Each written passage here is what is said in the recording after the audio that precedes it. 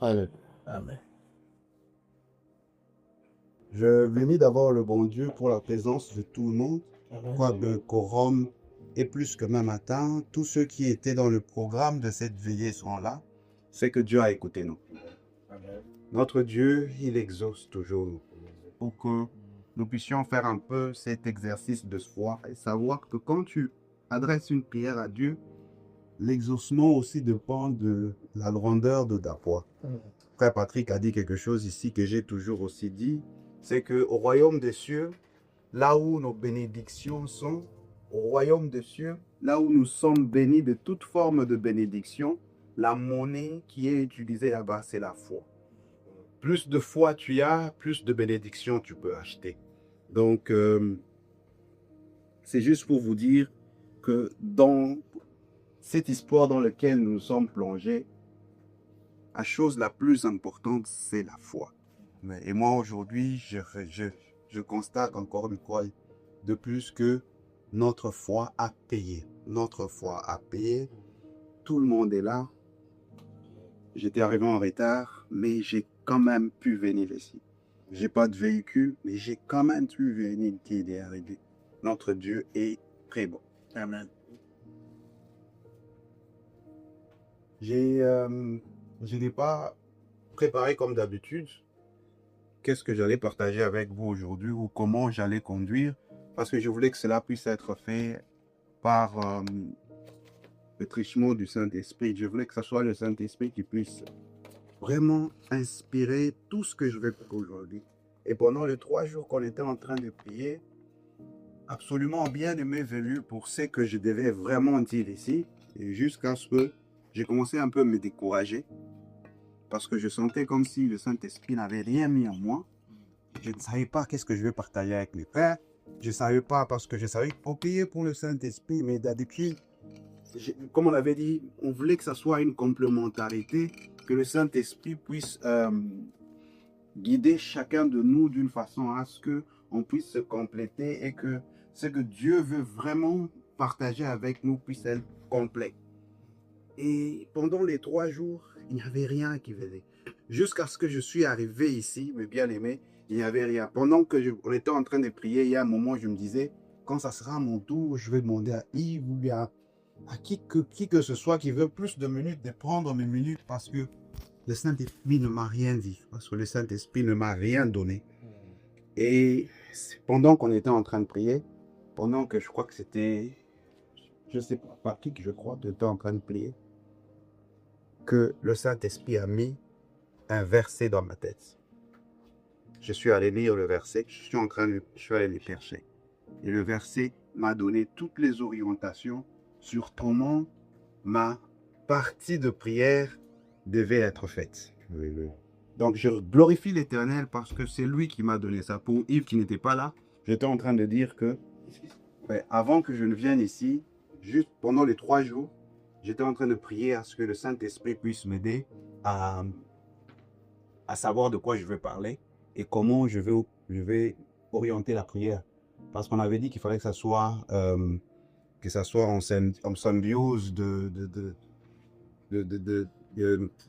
pas les idées, mais des requêtes qu'on va faire, qu'elles puissent être des requêtes qui sont concordées, qu'il n'y ait pas de répétition, que ça soit vraiment qu'il y ait une cohérence dans ce qu'on va faire. Et pendant les 3 jours de jeûne, je n'ai absolument rien eu. J'ai eu des choses pour parler pendant qu'on était en train de jeûner, mais je n'ai rien eu pour la grande soirée qui était aujourd'hui. Jusqu'à ce que j'étais en train de venir ici, je me disais, mais pourquoi est-ce qu'il n'y a rien qui vient? Il n'y a absolument... J'ai ouvert la Bible, j'ai commencé à lire, je lis ici, je lis là-bas, je cherche des versets sur le Saint-Esprit, où il n'y avait rien qui venait. Jusqu'à ce qu'on est arrivé ici, je disais quand on était ici, mon idée c'était de te dire, écoute-moi, mes 40 minutes, je les donne à quelqu'un d'autre, à qui veut. Jusqu'à ce que quand Patrick était en train de prier, le Saint-Esprit a jeté un verset dans ma tête. Et c'est ce verset-là. Il y a 5 coins. Il y a normalement 7. Il n'y a peut-être pas un verset. C'est ce passage de 7 versets que je vais utiliser pour ma partie du coup. Mais avant de commencer, j'aimerais dire quelque chose qui est très important. Je n'ai pas envie de le dire après la prière. Je veux le dire maintenant pour que ça ait tout son sens. Ce que Patrick a fait, j'aimerais que chacun puisse le prendre au sérieux. c'est que tous nous avons dit tout ce que nous avons fait, qu'on le prenne au sérieux. Mais ce que Patrick a fait, j'aimerais qu'on le prenne au sérieux. Pourquoi? Parce que Patrick, il est là, il est témoin. Ce n'est pas la première fois que je le dis. Amani, je te l'ai déjà dit. Ce n'est pas parce que tu as conduit la prière comme ça, mais plusieurs fois, moi, mon esprit m'a dit que Amani a quelque chose de spécial en lui. Tu as parlé pour tout le monde, laisse-moi parler pour toi. L'esprit m'a déjà dit, je t'ai déjà dit, je crois, 1 ou 2 fois, qu'il y a quelque chose de lui de spécial. Il y a un pouvoir en lui que Dieu veut exploiter. Je ne parle pas de tes dons sur le média et tout. Je suis en train de parler dans le sens spirituel. Il y a un couloir en toi que Dieu va exploiter. Tout ce que Dieu veut que tu fasses, c'est que tu puisses respecter certains principes spirituels ou activités spirituelles. Il y a des choses que tu dois faire pour que tu puisses t'épanouir dans ce domaine. Et crois-moi, si tu le fais, Dieu va t'utiliser puissamment. Ça, je suis en train de te dire. Je te l'ai déjà dit, ce n'est pas la première fois. Ça, c'est peut-être la 3e fois que je te dis ça. La première fois, j'étais en train d'hésiter. Et la 2e fois, je t'avais dit, il y a quelque chose qui me dit, Dina, chaque fois quand je te dis de dire quelque chose, dis-le. C'est ce que je t'avais dit la 2e fois et c'est pourquoi je te l'avais dit. Et aujourd'hui, une fois de plus, je te le dis encore. Dieu veut t'utiliser puissamment et c'est à toi. Il y a quelque chose que tu dois faire. Il y a des petites choses que tu dois faire. Alors, le verset que je vais partager aujourd'hui, c'est 2 Timothée 2. On va le lire ensemble. J'ai pris l'habitude de commencer à prier avec les versets. Et le Saint-Esprit m'a ouvert une méthode que j'aime. Je lis les titres. Si je dois donner un titre, on va le donner après. Peut-être on va les tous le donner parce que je n'ai pas de titre. Là, je n'ai rien préparé. Pendant qu'on était en train de prier, j'ai vu ce verset et je me suis dit, ça c'est le Saint-Esprit qui veut que ça soit comme ça. Quelqu'un va m'aider à lire? Je crois que ça va aller mieux comme ça. On va lire un verset. Je vais parler à travers ce verset et on va prier par rapport à ce que ce verset. Amen. Ok? C'est 2 Timothée 2. Si on peut commencer avec le premier verset. Alléluia. Amen. Si je suis sur la bonne plage. Toi donc, mon enfant. C'est bon? Amen. Amen. Toi donc, mon enfant, fortifie. Attends, s'il te plaît. Je mets d'abord le contexte, hein, pour qu'on puisse comprendre. Le contexte, c'est Paul qui est en prison. Je pense que c'est sa dernière prison avant sa mort. Et il écrit la 2e lettre à Timothée. Timothée qui est, je crois, à Éphèse. Et c'est à Timothée qu'il a laissé toute la responsabilité de l'Église. Et il le fait c'est comme un serment. Il est en train de le passer, le serment pour ce que Timothée doit faire pour que l'œuvre que Paul a commencé, puisse arriver à son terme. Donc, il passe le bâton, il passe le relais à Timothée. Patrick, tu peux. Alléluia. Toi donc, mon enfant, fortifie-toi dans la grâce qui est en Jésus-Christ.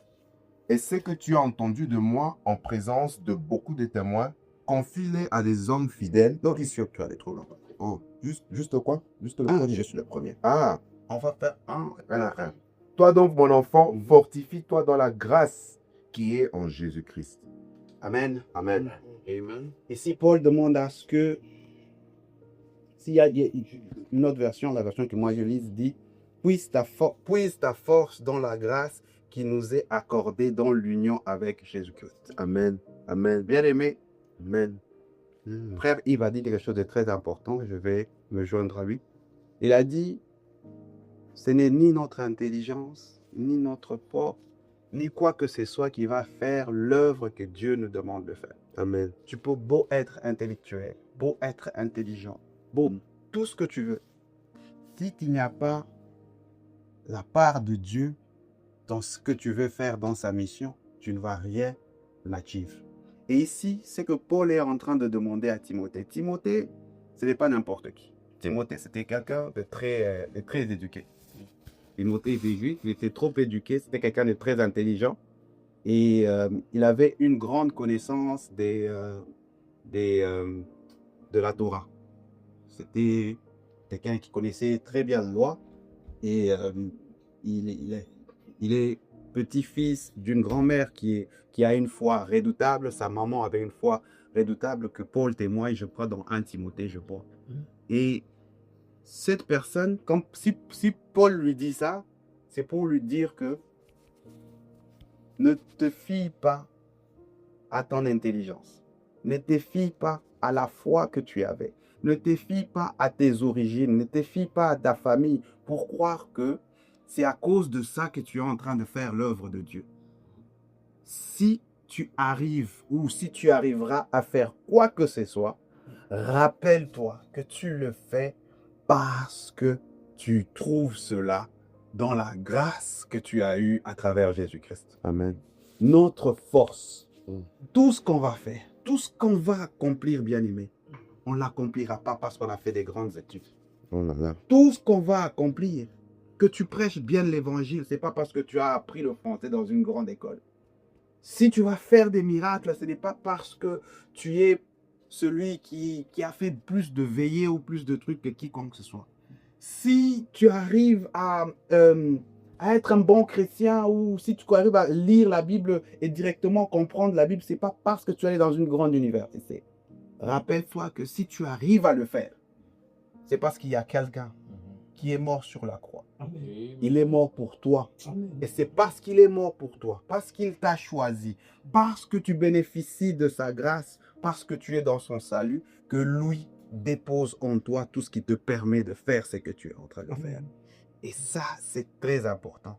Je ne sais pas si vous savez, peut-être Peter a fait des petites discussions avec lui. L'autre fois, quand je disais attention, attention, c'est un peu dans ce sens-là. Pour dire que il faut qu'on fasse attention de foi, de croire, de nous tromper que nous arrivons à faire des choses parce que nous avons fait, parce que je suis ceci, parce que je fais cela. Il faut toujours se rappeler. Et Paul ici le dit à Timothée. Ta force, tu la puises dans la grâce que tu as eue en Jésus-Christ. Alléluia. Il n'y a rien que nous allons faire sans cette grâce. C'est pourquoi Paul, quelque part, dit, tout est grâce. Paul a fait des grandes choses, mais il te dit, il l'a fait par la grâce. C'est la grâce de Dieu. Tu as expliqué l'autre fois, c'était quoi la grâce? Tu as expliqué c'était quoi la grâce. Et c'est cette grâce-là qui nous permet aujourd'hui à nous d'être des fidèles ou des chrétiens que nous sommes. Ce n'est pas parce que nous sommes meilleurs que les autres. C'est seulement la grâce de Dieu nous a localisés. En son temps, il nous a localisés pour que nous devenions de personnes que nous sommes. Ce n'est pas parce que nous sommes spéciaux que les autres. Non. Amen. Et quand vous allez voir les autres, quand vous allez évangéliser les gens, quand vous allez parler avec les gens, ne croyez pas que vous êtes mieux qu'eux. Essayez de voir la grâce que vous avez eue et permettez à ce que Dieu puisse faire la même grâce. Ce n'est pas par notre force que nous sommes devenus ce que nous sommes. Alors, je ne vais pas prendre trop de temps pour cette première requête. Prions. Disons merci à notre Dieu pour la grâce qu'il a faite, qu'il nous a choisis, pour nous avoir appelés. Et surtout, demandons à ce que le Saint-Esprit nous garde dans l'humilité. Que nous puissions rester. Amali, s'il te plaît, je vais souffler dans mon lecteur. Alléluia. Amen. 2 Timothée 2, verset 2. Et c'est que tu as... Je vais lire la version que tu as. Alléluia. C'est que tu m'as entendu annoncer en présence de nombreux témoins. Confie-le à des hommes de confiance qui seront eux-mêmes capables de les enseigner à d'autres encore. Amen. Amen. Ici, cette parole me demande parce qu'on puisse mettre à cœur cette envie de transmettre la parole de Dieu. Alléluia. La parole de Dieu, quand nous la partageons ici, nous ne la partageons pas pour que nous puissions la garder pour nous-mêmes. Dieu veut à ce que chaque fois que tu as reçu quelque chose, que tu aies le souci de le partager avec quelqu'un d'autre qui ne l'a pas eu. Ayons l'habitude de parler de notre Seigneur. Bien-aimé, quand quelqu'un a fait quelque chose de bon dans ta vie, tu as envie d'en parler aux gens. Tu as envie de dire aux gens, il m'a fait ceci, il est bon. Tu as besoin, tu as envie d'en parler. De la même façon, quand nous recevons des bonnes nouvelles, la parole de Dieu, c'est la bonne nouvelle. Amen. La bonne nouvelle de grâce. Le salut que tu l'as reçu, c'est quelque chose de très précieux. C'est le plus grand cadeau que tu peux recevoir. Parce que tu ne l'as pas mérité.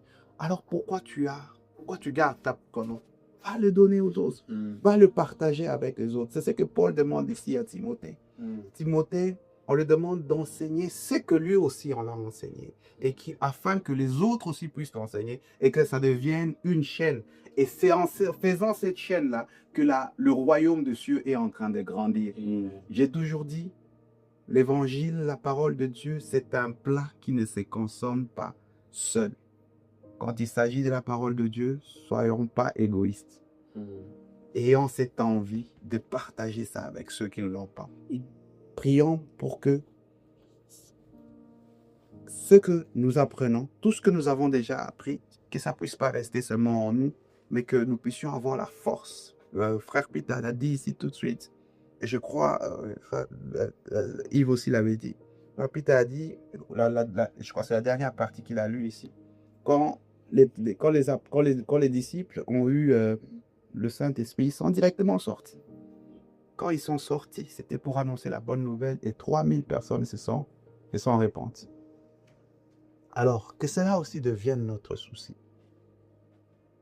Gagner les âmes, que ça devienne notre motif. L'Esprit de Dieu est sur moi. Il m'a oint pour annoncer la bonne nouvelle, pour libérer les gens qui ont les cœurs brisés. Jésus le dit. C'est ça notre mission. Et que ça devienne vraiment, qu'on puisse vraiment s'approprier, ces job description de Jésus. Prions de cela.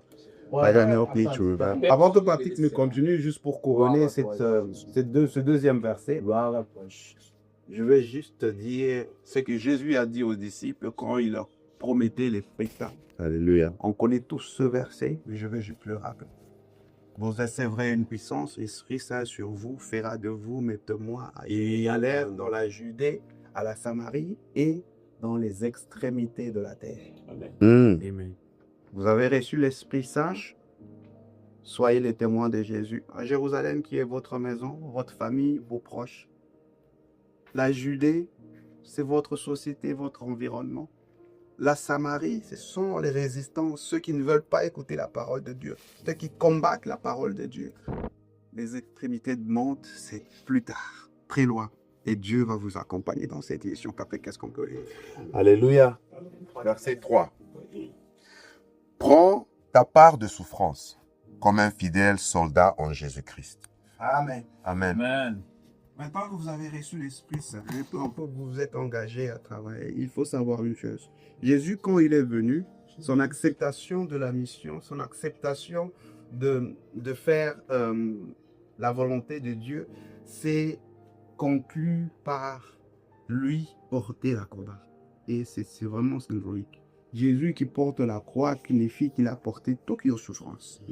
Et Jésus, quelque part, je ne sais pas très bien où, il dit, si vous voulez me suivre, que chacun porte sa croix à sa part. Ce qu'il nous demande aujourd'hui de faire, c'est que, maintenant que vous êtes dans sa mission, faites comme lui. Portez sa croix. Portez chacun sa croix. Et c'est quoi porter la croix? Juste comme Jésus. Jésus a exprimé le fait de porter la croix en se sacrifiant pour l'humanité, en se sacrifiant pour ceux qui l'ont fait du mal. Il s'est sacrifié pour eux, il a donné la vie pour eux. Bien-aimé, donne ta vie pour ces âmes perdues. Donne ta vie pour ceux qui ne connaissent pas encore le Christ. Donne ta vie pour les gens que tu rencontres chaque jour dans ta vie. Quand tu sors, les gens que tu rencontres dans ta vie. Qu'est-ce que ça veut dire? Sois prêt à partager ton amour avec eux. Sois prêt à partager tout ce que tu as avec eux. Sois prêt. C'est vrai que je ne vous demande pas d'aller mourir pour eux, mais il y a plusieurs façons d'honorer. Jésus l'a montré en mourant physiquement, mais nous pouvons mourir de plusieurs façons. Quand tu donnes ton argent, le peu que tu avais, tu le donnes à quelqu'un qui en a plus besoin de toi. Tu es en train de te tuer quelque part. C'est ça, mourir pour les autres. Quand tu prends de ton temps pour aller rendre service à quelqu'un, pour aller voir un malade, pour aller consoler quelqu'un, tu es en train de tuer ton don pour cette personne. C'est ça, mourir. Je ne veux pas aller dans les détails. Vous pouvez penser à toutes les formes de mourir. Meurs pour les autres. C'est ça, porter la croix. Et c'est ce que Paul dit ici. Il faut que nous puissions chacun porter notre croix, que nous soyons conscients de ça. Quand tu acceptes de servir Dieu, tu ne vis plus pour toi. Tu ne vis plus pour ta femme et tes enfants. Tu vis pour les autres. Prions pour que cela que ça réussisse. Alléluia. Même tout peut exister, man, s'il te plaît, Jésus. Alléluia. Verset 4. Non, verset 3. Non, verset 4. On est à 4 maintenant. Ah oui, verset 4, oui. Mais je veux lire verset 3 juste pour donner le sens. Prends ta part de souffrance comme un fidèle soldat en Jésus-Christ. Verset 4.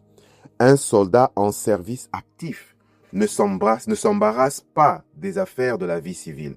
S'il veut satisfaire son... Il ne s'embarrasse pas des affaires de la vie civile s'il veut satisfaire son commandant. Amen. Amen. Amen. Alléluia. Amen. Merci.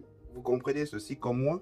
Ouais. Moi, ce que j'ai compris ici, et ce que j'ai toujours compris avec ce passage, c'est que Dieu nous dit dans d'autres termes que il n'y a point de soldat, aucun soldat, qu'on envoie à la guerre, et puis on lui demande à lui-même de s'acheter sa tenue, de s'acheter sa botte, de s'acheter son fusil, de s'acheter sa mitrailleuse, d'où vient ses balles. Non. Quand une armée t'envoie au front, il sera sûr qu'ils t'ont donné la télé, il sera sûr qu'ils t'ont donné la botte, il sera sûr qu'ils t'ont donné le fusil et les munitions qui viennent avec. Et c'est lui qui nous envoie aujourd'hui en mission, c'est le général des généraux, c'est le général des armées célestes. C'est Jésus-Christ. Alléluia. C'est lui qui nous envoie. Et il nous rassure, si je vous envoie, je ne suis pas un général irresponsable. Les généraux de ce monde envoient leurs soldats avec tout ce dont ils ont besoin. Et combien de fois, moi, le général des armées célestes, je Alléluia. vais vous envoyer sans pour autant vous donner les armes dont vous avez besoin pour aller combattre et réussir là où vous êtes en train de partir. Ça, c'est une garantie pour ce qu'on est en train de faire ici aujourd'hui. Vous avez demandé à ce que nous soyons équipés.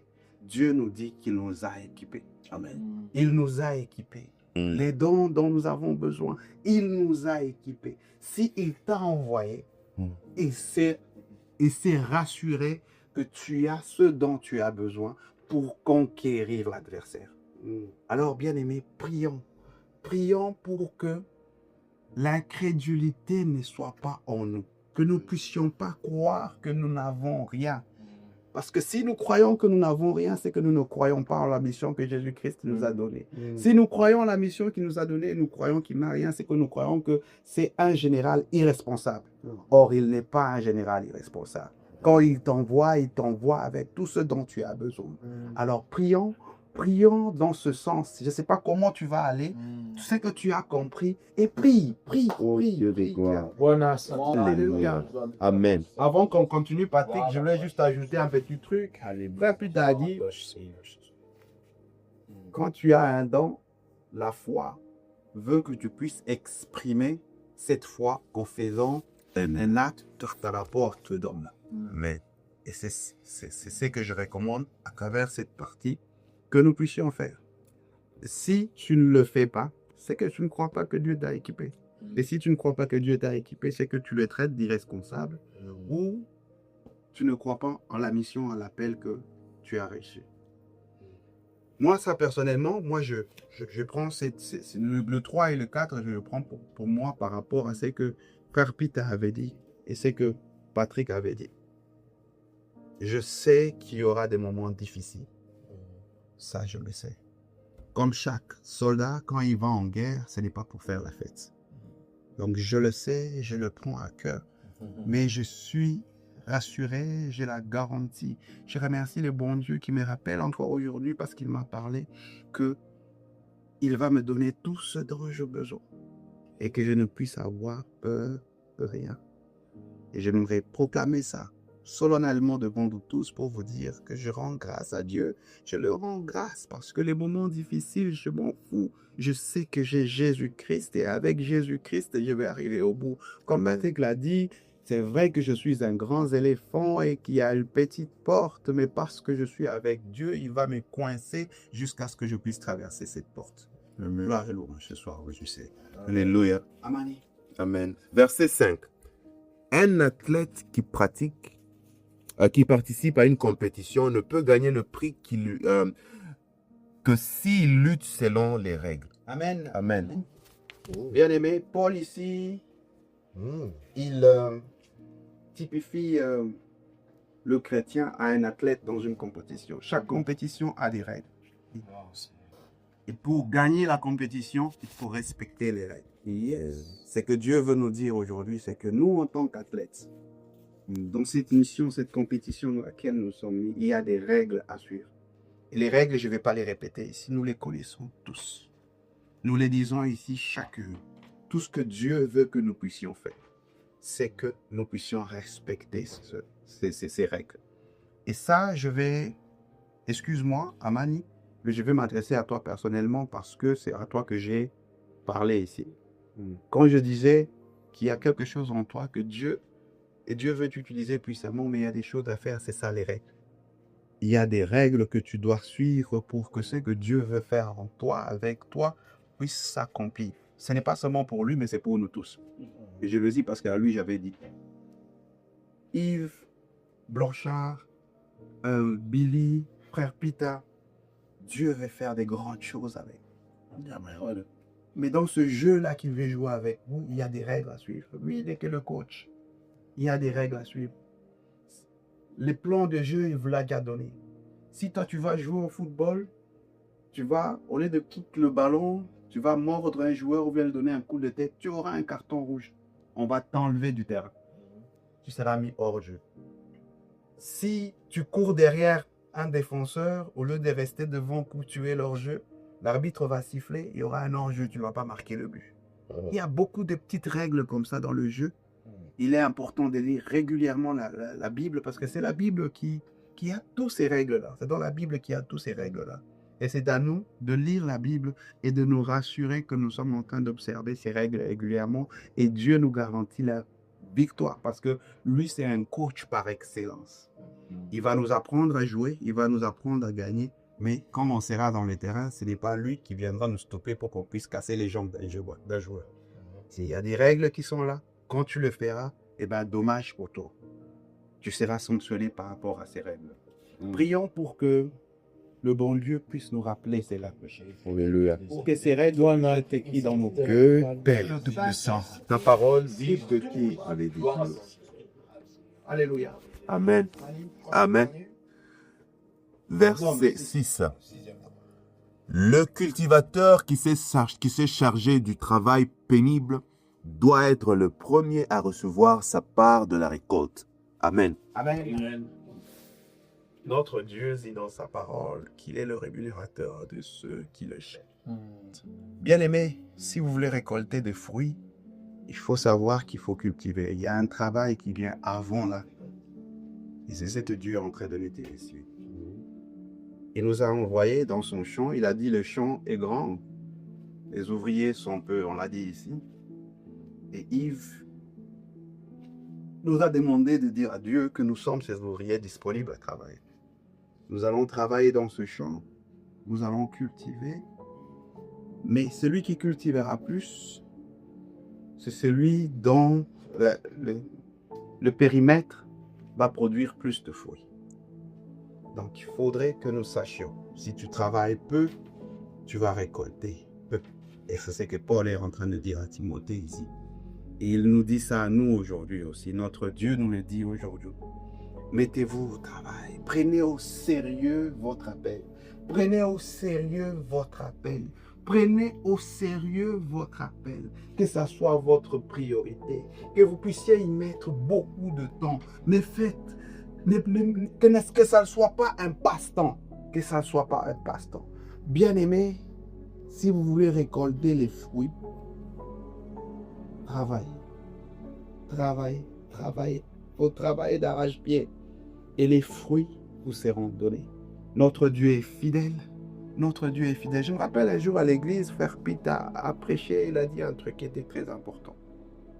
Il a dit, il n'y a pas de meilleur employeur que Jésus-Christ. Il n'y a pas de meilleur employeur que notre Dieu. Il paye cash. Et son salaire est très bon. Bien-aimé, tu veux un boulot, tu l'as déjà. Tu veux un bon salaire, travaille pour ce salaire. Alors ce soir, on vous rappelle qu'il y a un prix, il y a une rémunération. Mais cette rémunération va dépendre de la qualité, de la quantité de travail que vous allez mettre. Si vous mettez un travail de qualité, vous aurez une rémunération de qualité. Si vous mettez un travail de quantité, vous aurez une rémunération de quantité. C'est à vous de choisir ce que vous ferez. Prions. Je ne sais pas comment tu vas. Asante Bwana. Alléluia. Amen. Tout dernier verset, Patrick. Amen. Je ne sais pas si j'ai dépassé mon temps. Je suis un peu dans le temps. Je ne savais même pas à quelle heure j'ai commencé, je m'excuse. Réfléchis bien. Verset 7. Réfléchis bien à ce que tu dis. D'ailleurs, le Seigneur te rendra capable de tout comprendre. Amen. Donne-moi une autre version. Je vais lire ça en 8 secondes. Verset 7. Comprends ce que je dis, car le Seigneur te donnera de l'intelligence en toutes choses. Amen. Amen. Ah, c'était la chanson que j'aurais. Amen. Amen. Ici, nous aurons terminé avec une assurance. Alléluia. Oh, Dieu, tu l'as vu. Dieu va nous donner une assurance. Alléluia. Tous ceux qui ont servi l'Éternel ne l'ont pas servi parce que ils avaient les capacités. Dieu est celui qui qualifie les personnes que le monde a disqualifiées.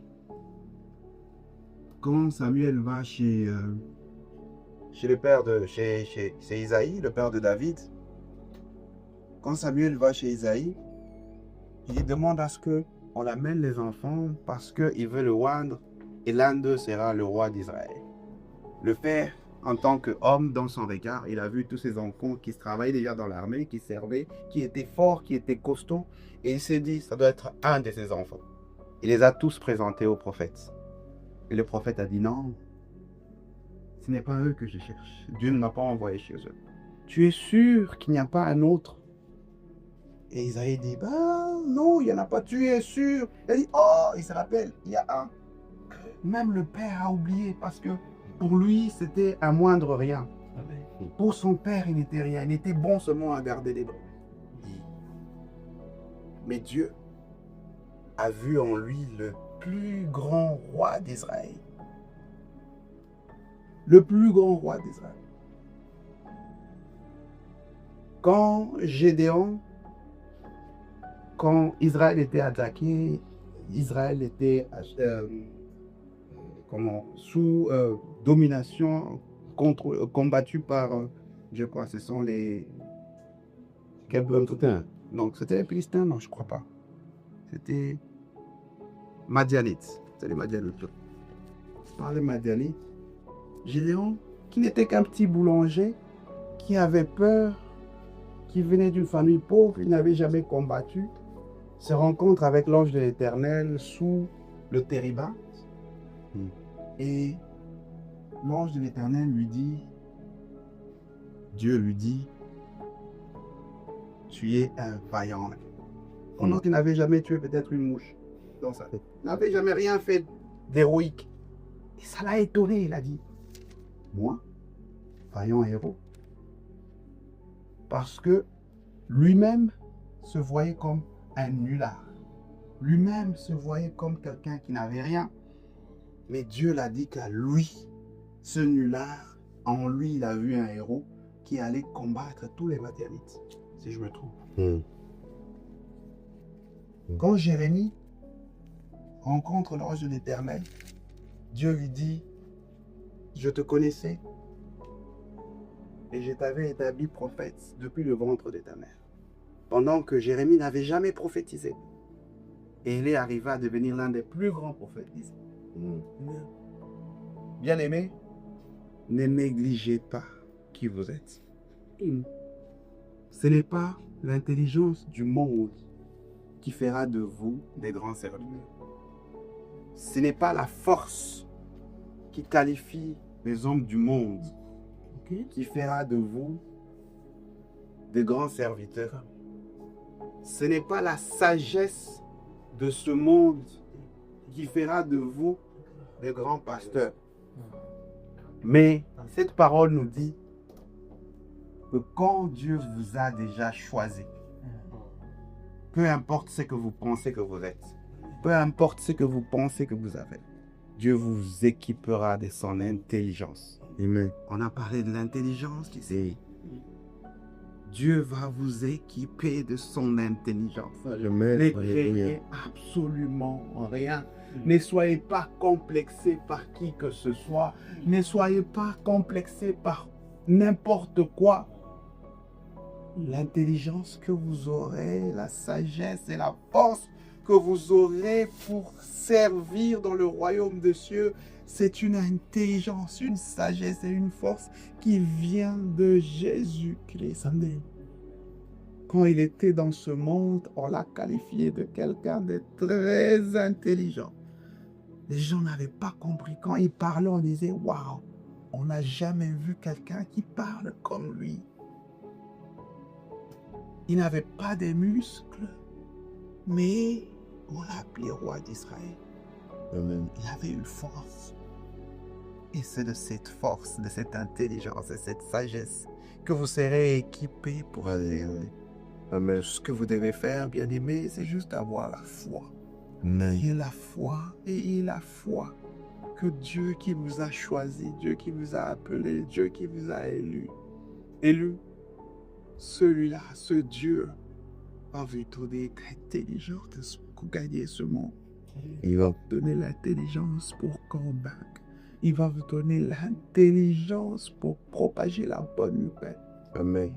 Je ne sais pas comment vous voulez orienter votre prière, mais dans les 1 minute qui nous reste en mon temps, je demande à ce que nous puissions prier. Alléluia. J'aimerais terminer juste pour vous rappeler, pas vous rappeler quelque chose. Je n'ai pas préparé ce message. Je ne l'ai pas préparé. Ce n'est pas moi qui vous ai parlé.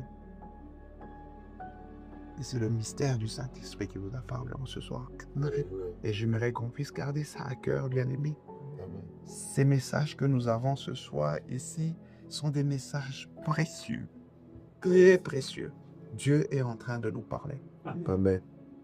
Dieu est en train de nous parler. Je répète encore, comme le dit la fin, ce n'est pas mon intelligence qui a étudié ce verset. Je ne l'ai jamais lu comme ça, jamais. Jamais de ma vie, je l'ai lu comme ça. Pendant qu'on priait, je l'ai lu et j'ai commencé à le partager pendant que j'étais rentré avec lui. Que la gloire revienne à notre Seigneur. Alléluia. Car c'est lui qui a parlé à travers. Amen. Car c'est lui qui vous a dit les choses que je vous ai dites. Amen. Amen. Merci. Amen. Amen.